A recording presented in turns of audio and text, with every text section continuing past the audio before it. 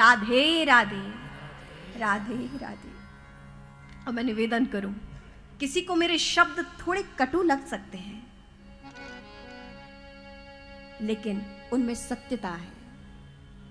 आप भी समाज में देखते हैं, आप खुद एक शक्ति हैं, आप भी नेतृत्व कर सकते हैं समाज का, परिवार का।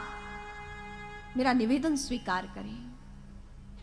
और कुछ कटु लगा हो तो ठीक है, किसी को कष्ट देना मेरा अभिप्राय नहीं है, मैं क्षमा चाहती हूं, परंतु जो उचित है उस पर भी हमें गौर करना चाहिए।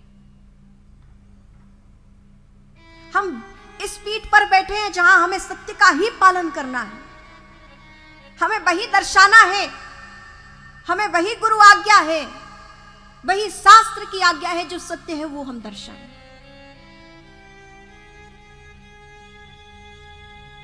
ये कथा हमें दिव्य बनाती है, भव्य बनाती है, हमारे जीवन को सार्थक करती है, हमारे जीवन को सफलता देती है। कैसी ये दिव्य कथा है। श्री सूत जी महाराज सोनकादि ऋषियों को कथा श्रवण करा रहे हैं।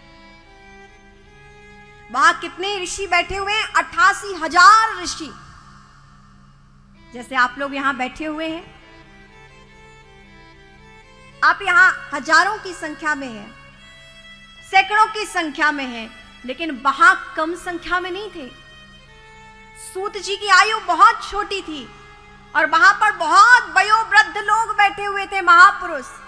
लेकिन सूत जी जैसे जब ज्ञानी महापुरुष उनके मध्य आए, तो उन समस्त 88,000 ऋषियों में से जो प्रमुख सौनक जी थे, उन्होंने कथा के लिए निवेदन किया कि हे सूत जी, आप भगवान की हमें दिव्य कथा श्रवण कराने का कृपा करें। तब सूत जी महाराज सोनकादि ऋषियों को दिव्य कथा श्रवण करा रहे हैं।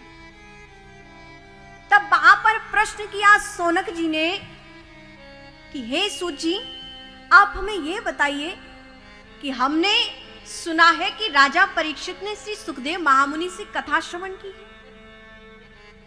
तो सुखदेव जी तो बहुत महान देवर्षि, नारद भी जिन्हें प्रणाम करते हैं, ऐसे ब्रह्मवेत्ता, चक्र चूड़ामणि परमहंस, ऐसे सुखदेव महामुनि,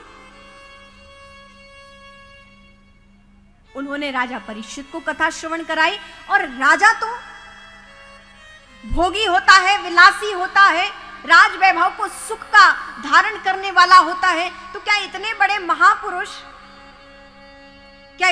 महापुरुष किसी राजा को कथा श्रवण कराएंगे?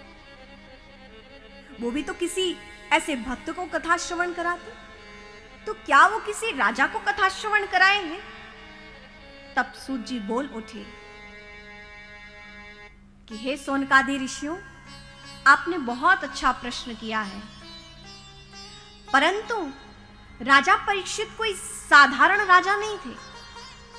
राजा परीक्षित एक महान श्रेष्ठ धर्म का पालन करने वाले राजा थे।